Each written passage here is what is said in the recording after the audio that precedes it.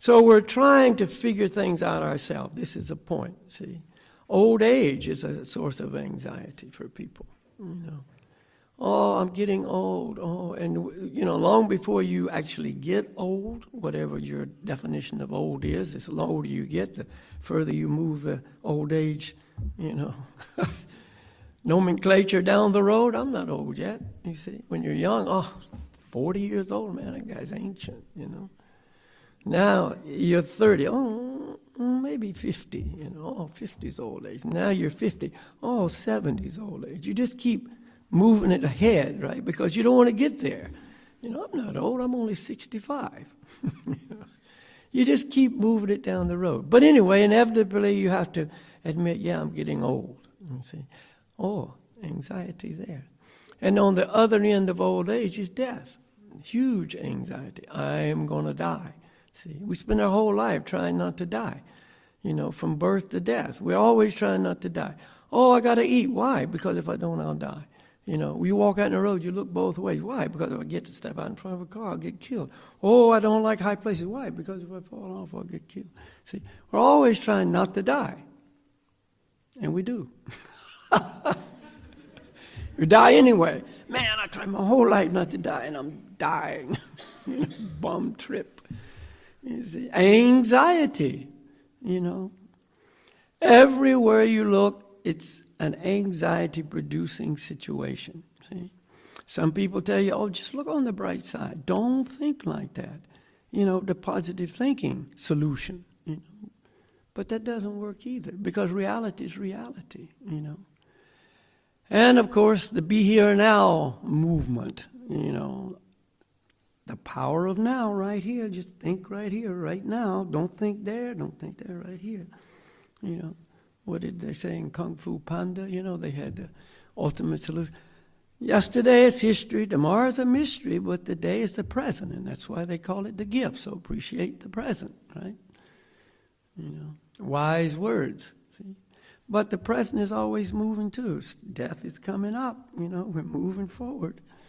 That's not really the solution. Does it help some people? It does. Can we adjust our mind and outlook and so on to make things a little better? Sometimes. We're not saying these things have no effect, but the overall solution has not been reached. Why? Because we're spirit soul. You always have to come back to that reality, that eternal truth, to really know what to do with your life. And nobody even knows that, much less comes back to it. We're not taught that, you know. From what, 3 years old now or 2, you start going to learning institutions, pre-kindergarten, kindergarten, school, you know, and then university, and then your, you know, master's degree and doctor's degree and blah, blah, blah, you know. And all along the way, they never teach you what you need to know the most. Who you are. I'm spirit soul. I'm not the material body. See?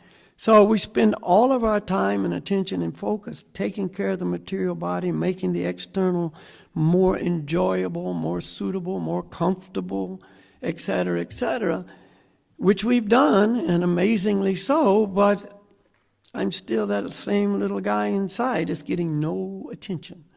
You know, in the Vedic literature, it describes like having a bird cage and a little bird inside. And all day long, we polish that cage. You know, and we've got a beautiful cage, you see. But we never feed the little bird. So the little bird is never satisfied. Little bird is hungry. And the little bird, you know, never sings. So we sing, we try to be happy. We have parties, we go to all the things to make ourselves happy. You know, of course, you can't be happy without some intoxication, right? I mean, come on.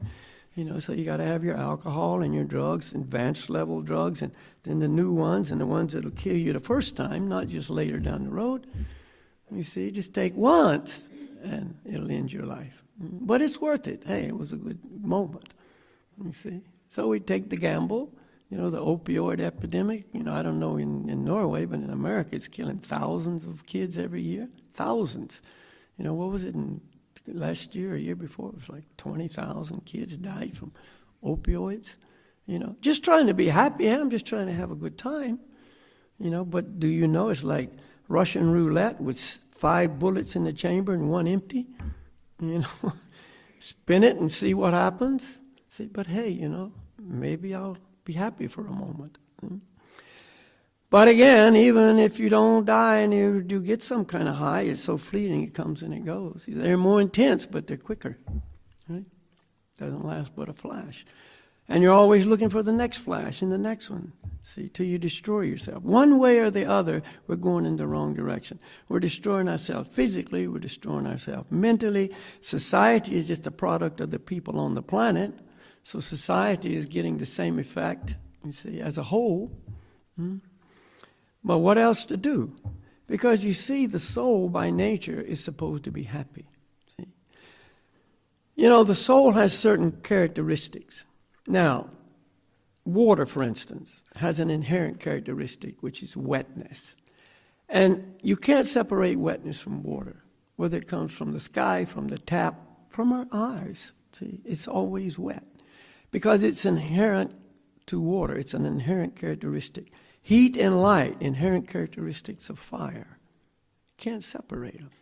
So the soul has many inherent characteristics. You can't get rid of them. And one of those is the desire for pleasure. Because the nature of the soul, the true nature of the soul is to be happy. I mean, that's a normal condition. And that's why we're always trying to be happy, satisfied. Because that's how it's supposed to be. And everybody knows that. It's built in. See? And so that's what we're trying to achieve. If we're trying to achieve it, it means we haven't achieved it. It means we're not happy. We're not satisfied.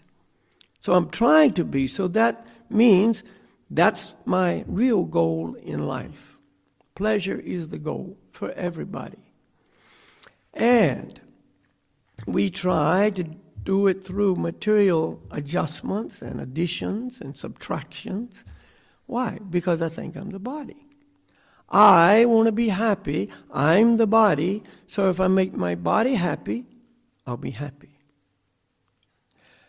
But it doesn't work because I'm not the body. See?